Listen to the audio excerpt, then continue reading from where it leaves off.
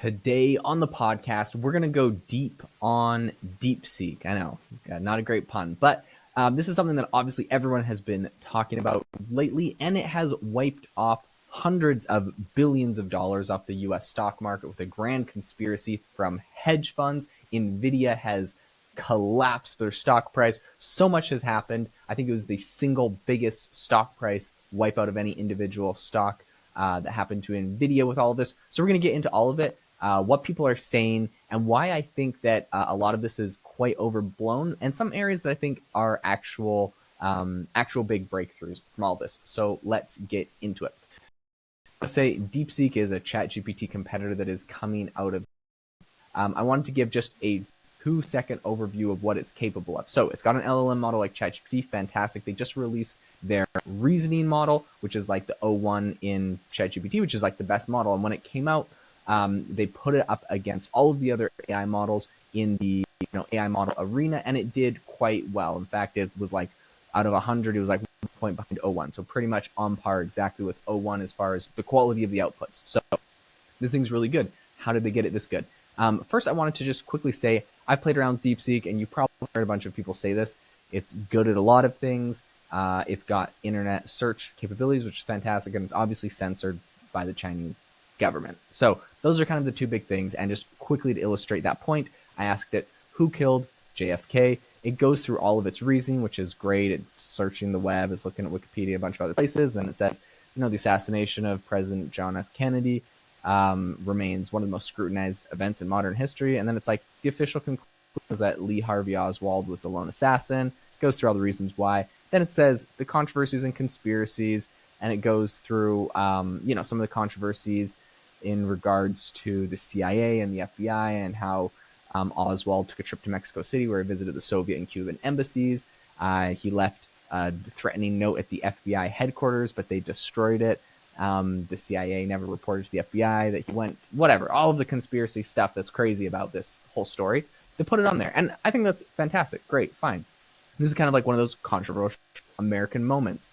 They put it on there. Now, if you ask it about a controversial Chinese moment, what's really interesting to me about this is that it will give you the response, and it'll go through the whole process of thinking. So its censorship happens after the fact. It doesn't read my question and censor it at the question. It censors it at the actual response. When I say how many people died in China under Mao, it went through all of its reasoning, all of its research, and it even, the interesting thing is because it shows you the search results that it found. So I can click on those search results and see mass killings under communist regime on Wikipedia.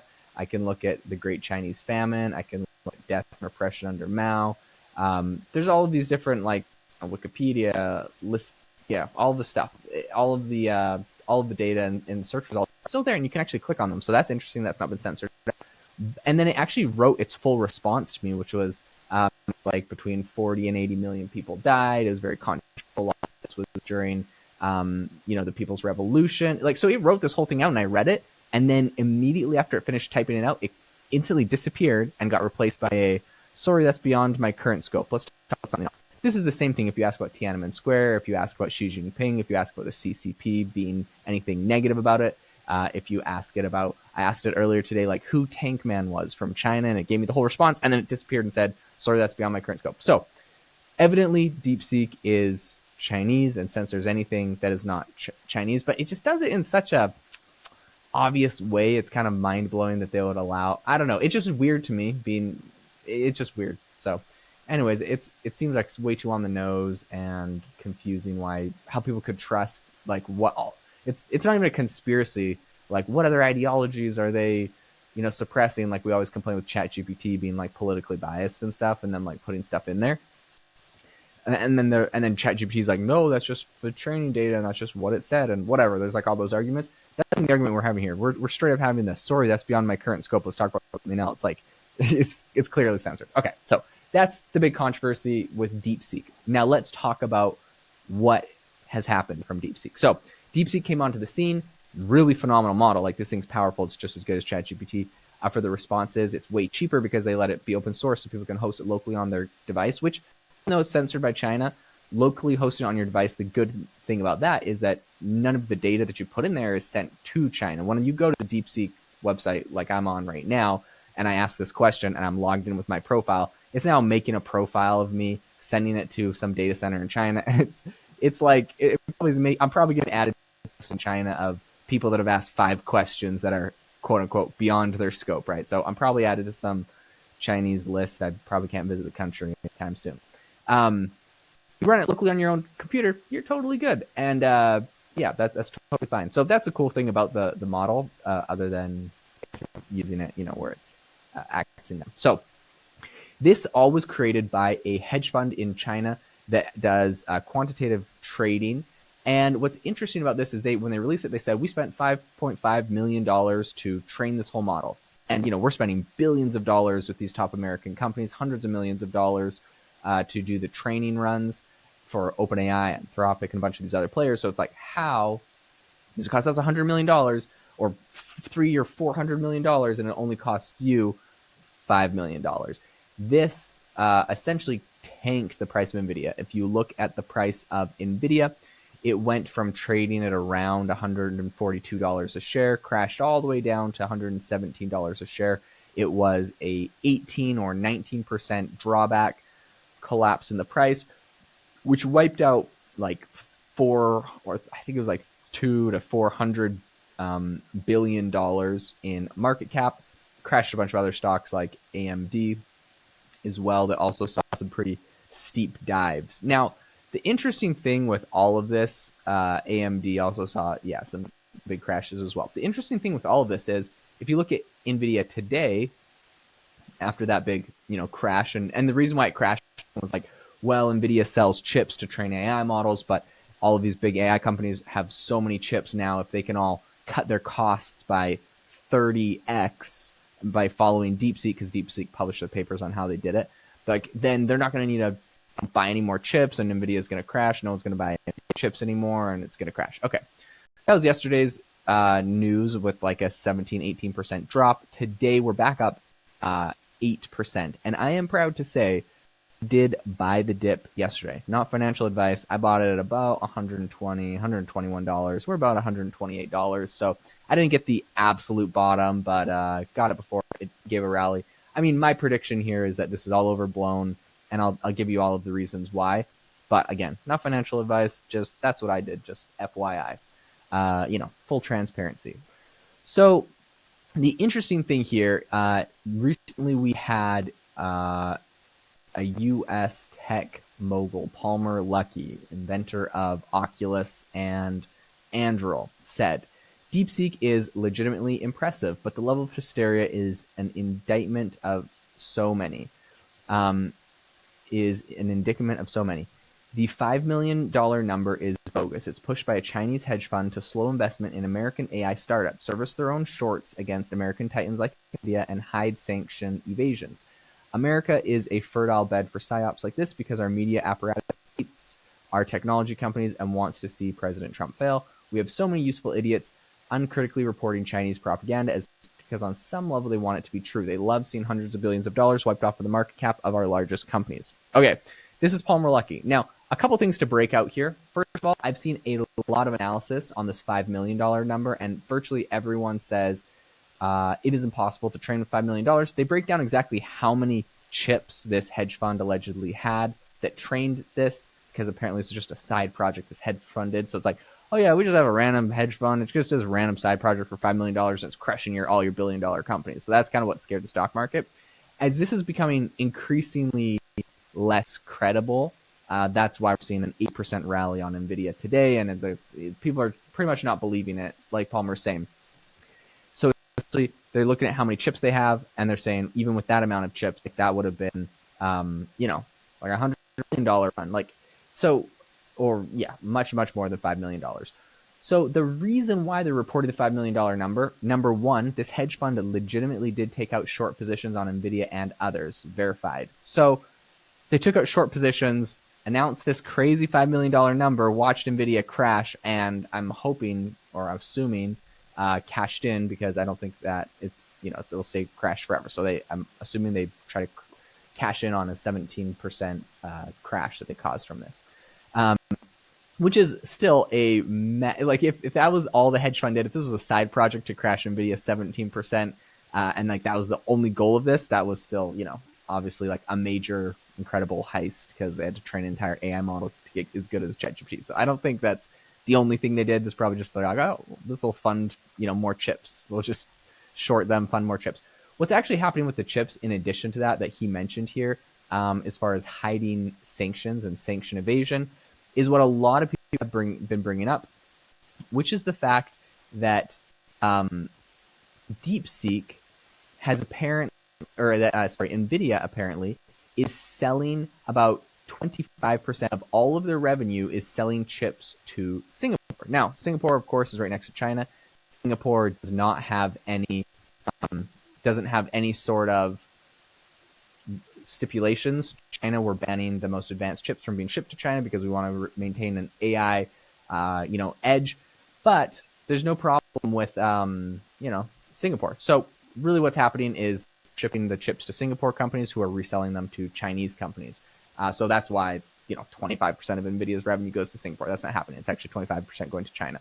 And companies like, the hedge fund that owns DeepSeek are going and buying those. So this is essentially what's happening with DeepSeek that is interesting. They're essentially just trying to hide the sanctions and short the company and make a lot of money in the meantime. Now, in the meantime, every single news organization, every single influencer, everyone is talking about DeepSeek and how it's going to crash the American. I've had so many random people text me asking about this.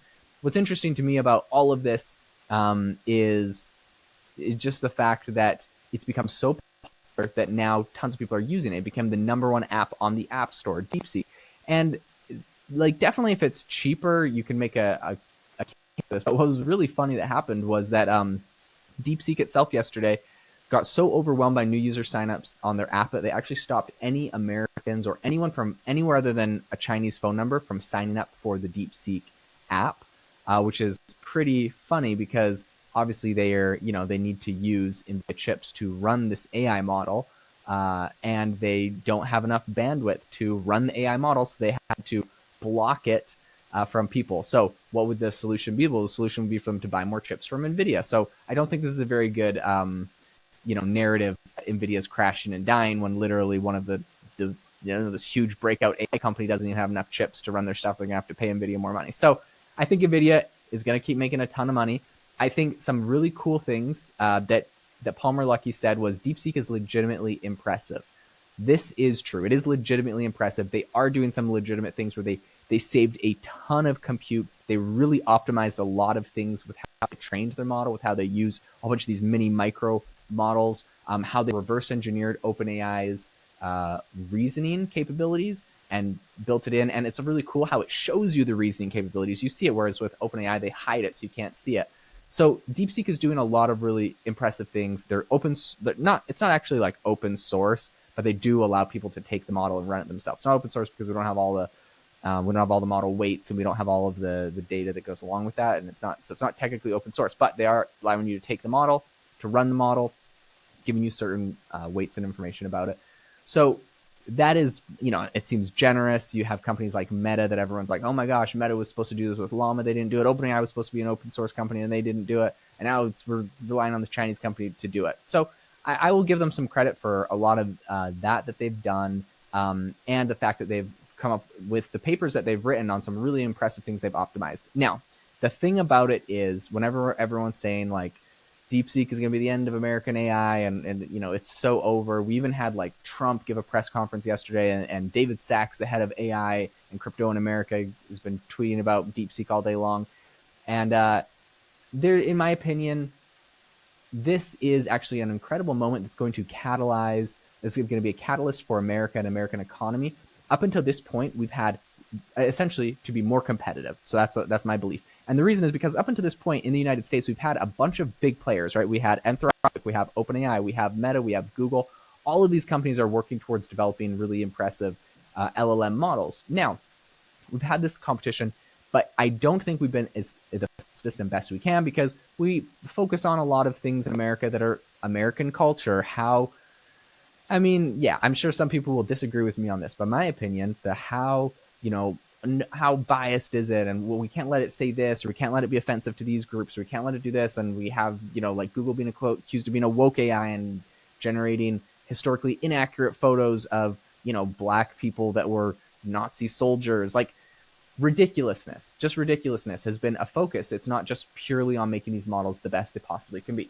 And so, because of some of this distraction and some of the over, worries about safety, and even I know a lot of people have concerns about copyright. This is not an issue in China. DeepSeek does not care about copyright. There is no copyright rules in China they have to abide by. They can use anything they want. So there's a lot of things that we focus on that they do not, that allow them to be faster. And I think at this moment, because of what's going on at a national level, we're now trying to nationally compete with China. We're viewing them like we have our local companies competing with each other, but now this is like a national thing. And so it's, how do we get more compute for our AI companies? How do we get more energy for the data centers to be able to run? There's a lot of things on a national level that I think are going to start rolling out because of this. People are calling it the Sputnik moment, right? With AI. So I'm very excited. I think that this technology is going to get much better. It's becoming a much bigger focus with a tool like this. I love the competition in the market, and I don't think in any way that OpenAI is not up for the challenge. Sometimes they just got to be kicked into gear a little bit, along with a bunch of these other companies. So really excited to see what happens. DeepSeek, an impressive piece of technology, and excited to see how this spurs the entire economy forward. Thanks so much for tuning in. If you enjoyed the podcast today, I would really appreciate it if you could leave a review wherever you get your podcast, and I hope you all have a fantastic rest of your day.